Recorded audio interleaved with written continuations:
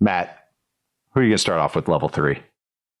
I cursed him by even suggesting him to be on here. First name, too. Yeah, well, listen, Nate, I know you don't want to talk about Rashod Bateman. You don't want to put this into the air, but let's just discuss it real quick because the Ravens have been extremely quick to talk about Rashod Bateman anytime you ask about him. I mean, I ran through the whole timeline with Jory Epstein on my podcast recently, and I mean, what an embarrassing moment. It was great. What an embarrassing moment for me to let a normal, well-adjusted person like Jory into my brain about like how I'm thinking about Rashod Bateman and tracking all of these coach speak quotes and stuff like that. And again, I say I curse him because literally today he is missing practice, and that has been the thing with Rashod Bateman. I got notification of it. I was like, I couldn't wait when I saw that. I was like, hey, we're going to be talking. This is perfect. It's right on time. Right on cue. So yeah, look, if you just want to ignore everything that the Ravens have said and everything I'm going to say or everything Nate is going to say about Rashod Bateman because he can't stay healthy,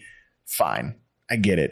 But man, like I watched him play last year and it didn't start off well, but by the end of the year, you could really see against man coverage, like this guy is still a very, very, very good route runner. Like somebody that maybe doesn't separate deep, maybe never will get that part of his game back. Maybe will never get his full speed back, but we got to remember that this guy is coming off a catastrophic foot injury the year before. Literally said he wasn't even sure he was going to play football last year. And then by the end of the year, again, he definitely should have made more of his opportunities when the ball actually came his way. But I think the opportunities should have been more. Like the ball should have found him more because he was consistently getting open, which is what the Ravens have said all offseason. So he's in a position to prove himself, though, because they did not add really anybody to this receiver room. Tez Walker, their 4th round draft pick, I think is more of a vertical project.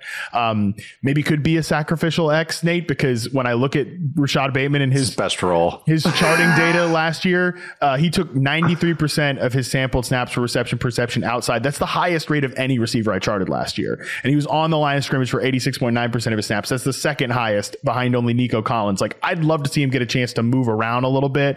But it is a 2 tight end offense. I get that. He's probably going to be their X and Zay will be their flanker in those situations. Still, maybe some more 3 receiver sets. We can move him around a little bit. I still think he's a good player. I still think he's a player worth keeping the candle lit for. But I realize I'm betting against history on this one.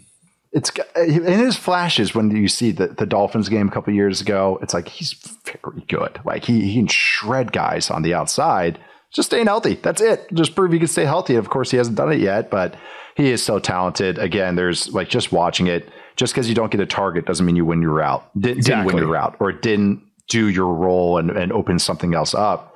And like you said, the back half of the year, it was just over and over and over. It didn't matter who he's going against. It was mostly kind of some intermediate vertical routes too, like you mentioned, but it was just it's good because I pictured him as a short, maybe route guy, slants, quick outs, those type of quick hitters. That's going to be Zay, even though Zay has some verticalness to him as well. But I don't know, that intermediate part with him, he can make a living, man. Like if he had an Ayuk route tree, like I would love it because I think he could handle it where it's those outbreakers and those ISO routes where he's, the deep curls and those type of routes because that's his route tree, even if he's a little skinnier and all that. But I know I still have some shares on Bateman Island.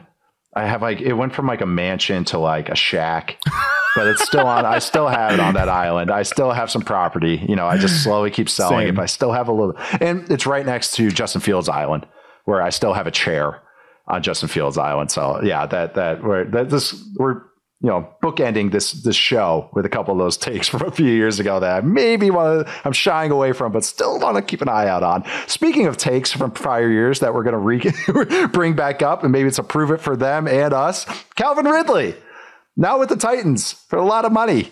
Money. I just want to make us look right. Prove it. Prove that you are the guy that you were at the end of the Falcons when you were way more consistent, but you are a route running phenom and not just this kind of pigeonholed guy that you were in that frustrating Jags offense last year. But I know you have Ridley takes as well. But that high end stuff is going to keep bringing me back, but he's got to prove it that it's not just high end flashes, that he's a consistent receiver still. That's the big thing with him is that he was definitely not the player that he was, like decidedly not the player he was at the end of his Falcons tenure last year with the Jags, which I just like, it sounds so easy to say that now. I'm like, well, yeah, of course he didn't play football for a year and a half. Like, I just wish I could have talk about dumbass. I wish I could have gone back and told my dumbass self that, you know, a year ago, been like, hey buddy, you should probably remember to be a little cautious, but hey, I'm getting older and I'm learning, you know, we're all trying to get better. Season's a curse, man. It really is. It really is.